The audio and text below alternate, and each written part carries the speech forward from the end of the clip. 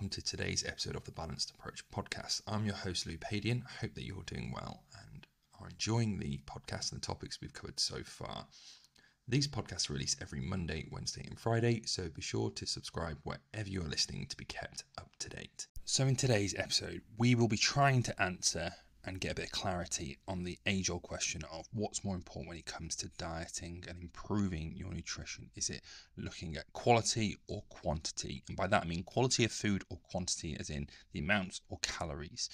And there's arguments both sides, and it's often one of the things that people just want a quick answer from me. But hopefully from today's episode, I'll be able to demonstrate that actually there isn't a better one to focus on, and actually a combination of both can lead you to the same position anyway. But we'll divulge into it a little bit more. So what does quality food or a quality diet actually look like? So it's prioritizing nutrient-dense foods, or foods that we call whole foods, or less processed or unprocessed foods. And these tend to be higher in essential vitamins, minerals, fiber, potentially some mono or some unsaturated fats as well, like monounsaturated fats or polyunsaturated fats as well. So they would include unrefined, minimally processed foods like vegetables, fruits, whole grains, healthy fats, and healthy sources of protein, or healthier sources of protein, potentially lower in saturated fat. What we would call less or lower quality foods would be ones that are more highly processed, potentially, sort of the ones that you may snack on, ones that are sweetened with sugar sweetened drinks, stuff that's got refined sugar in it, fried foods that are high in saturated or trans fats. And when we look at the individual foods, there's no such thing as an unhealthy or a healthy food.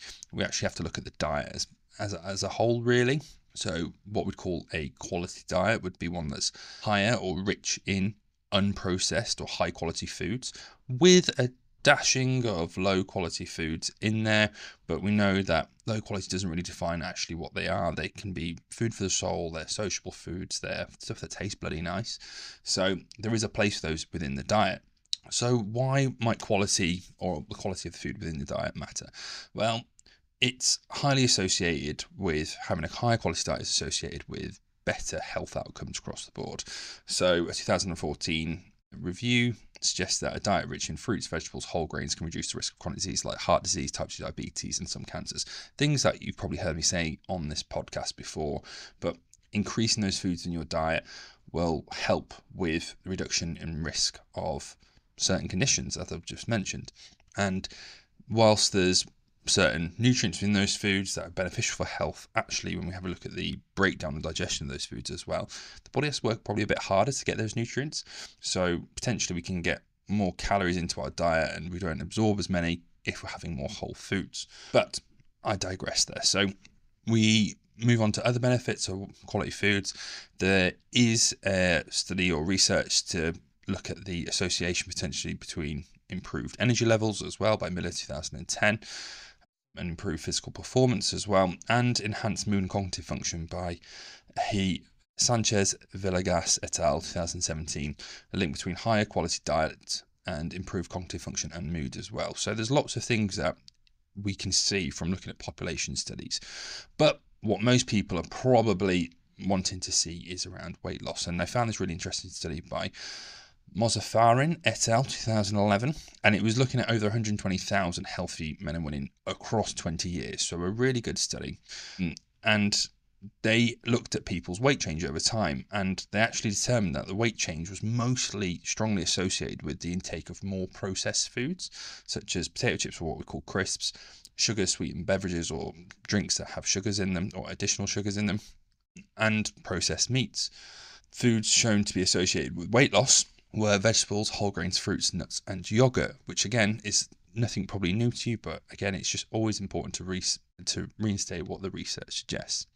Yes, calories were important within this, but when we have a look at it, they are not, you don't have to choose quality or quantity, and actually you can choose a bit of both.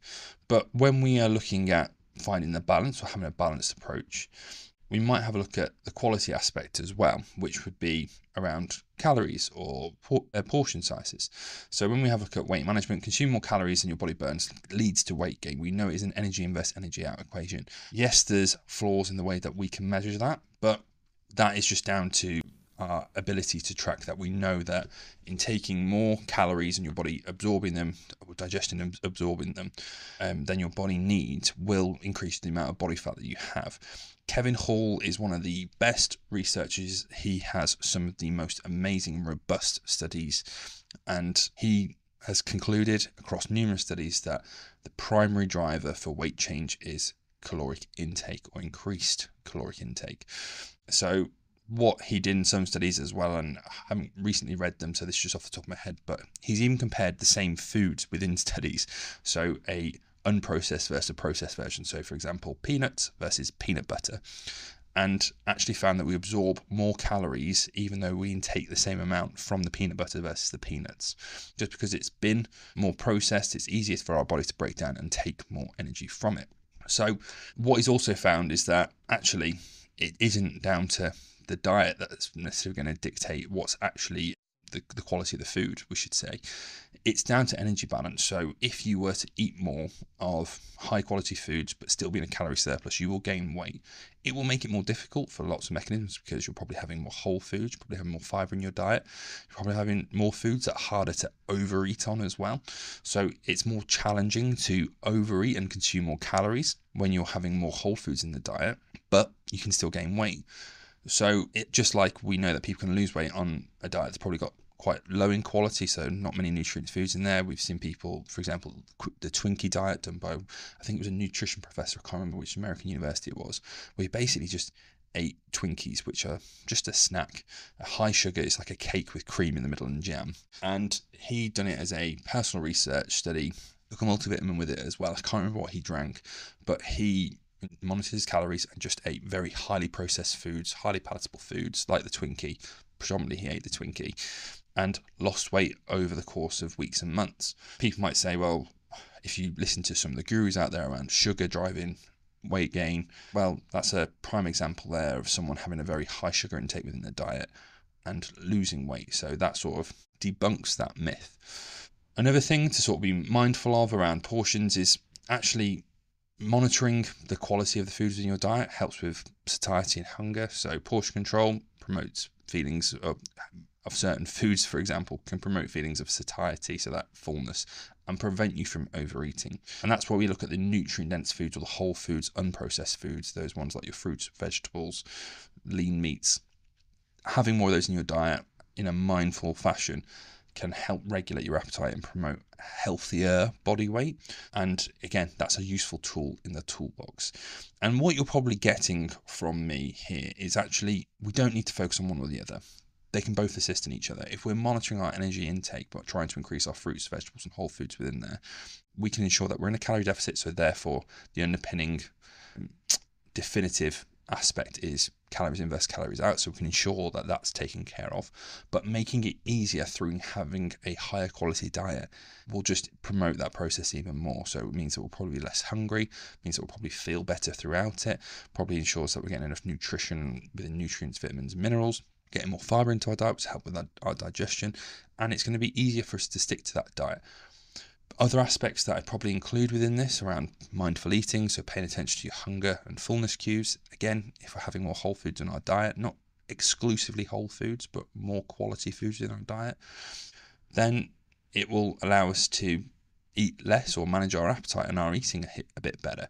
And that, again, alongside mindful eating, eating slowly, savouring your food, actually tasting it, taking time, stopping when you're comfortably full. So what I'd say is satisfied, not stuffed, is a good sort of measure. So that 7 or 8 out of 10 rather than 10 out of 10, which is like what I'd say is Christmas Day stuffed. Using portion control alongside that. So that's another aspect that we might use. So alongside calories, we might have a look at portion strategies, smaller plates, making them look full, using a high variety of leafy greens or vegetables at dinner. So taking up half our plate with those sort of high quality fruits and vegetables in our diet, have a quarter of our plate for a lean protein source, and then some starch carbohydrates taken in the last quarter. That's sort of probably a good way to go.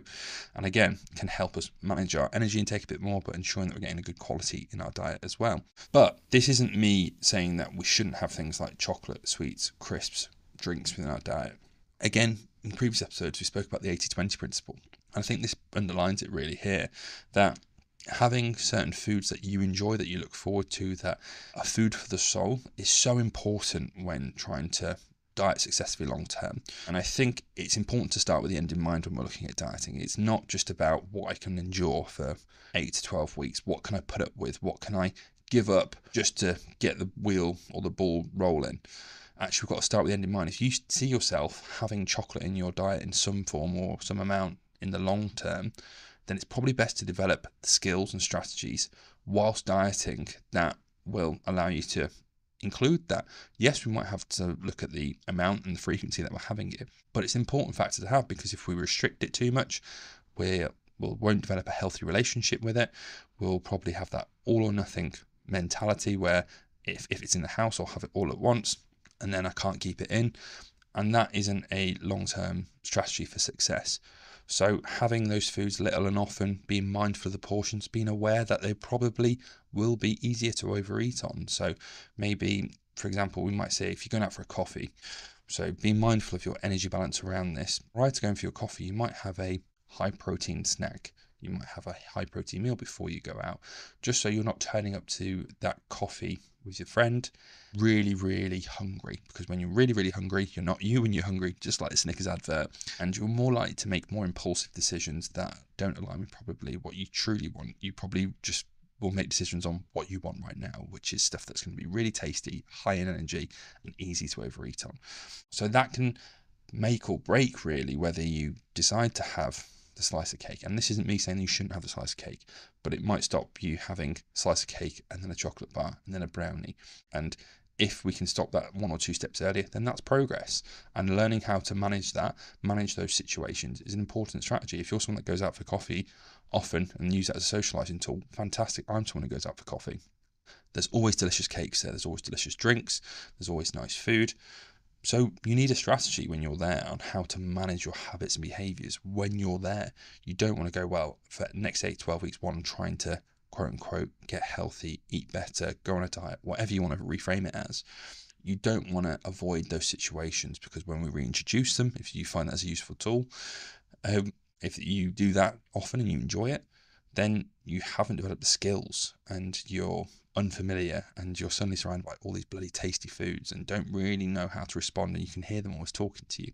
So my main message there is developing those tools and behaviors, including those foods in moderation, which again is a word that people hate, but again, 80-20 is sort of a really good way to work that. So if you've got your calorie allowance for the day, so if you've got 1600 calories, dedicate 10-20% of those calories towards foods that are probably not the most nutritious, but really, really are food for the soul. So that could be a chocolate bar, it could be a packet of crisps, it could be your favorite dessert, and you don't have to use it every day, but having the option to use it can really, really help long term. So that's a useful tool, and hopefully this has underlined that actually if we're prioritizing one or the other, we don't have to. It's not one or the other option. Actually, we can have both. And we need to think of that as a sustainable journey to your wellness as well. So sustainable weight management, focusing mainly on nutritious, nutrient-dense foods, helping you feel fuller with the higher fiber, higher protein, that whole foods that are harder for your body to break down, fewer calories, will help you maintain your weight in the long run probably a bit better. You'll feel less deprived, feel less hungry. And managing that hunger is really, really important. Obviously, there's the reduced risk of chronic diseases long term by having more nutrition within your diet. But also, a really important part of this is your improved relationship with food. So finding a balance that doesn't discourage certain foods, that doesn't ban foods or certain occasions or things that you enjoy during a short term. Because if we're looking to do them in the long term, then we probably need to include them in the short term as well. We might need to monitor how often and the frequency and the amount and all those things, but still let them feature. Restrictive dieting doesn't really work, we know that, and actually we want to foster a healthy relationship with food, and that means having that balanced approach in there between quality, quantity. So hopefully you understand now a good way to go forward, that it doesn't need to be one or the other. Actually, you can achieve both. Having a high quality diet is really helpful, but also looking at the amount of food underpins energy balance and our progress or our change in our body weight. And then when we're actually looking at the quality of our diet, ensuring that we've got a certain amount in there that might not be quote unquote the healthiest, but it's actually food for the soul, because that's really important, because that's what makes you human. That's what things we need to have in a diet that we look forward to, because that means if we are looking forward to our foods, we're more likely to stick to it long term. So there you have it. Thank you very much for listening to today's episode of the Balanced Approach podcast. If you have any questions, queries, or would like to reach out to me, please do. I am at Louis Padian Nutrition, which is at LOUISPADIAN Nutrition on Instagram, Facebook, TikTok, and all other social media platforms. If you're looking for support in achieving your goals and living a healthier, happier, and more balanced life in the process, click the link below and inquire about working with me. Remember to subscribe to the Balanced Approach podcast wherever you're listening for more insightful episodes, and I look forward to speaking to you soon.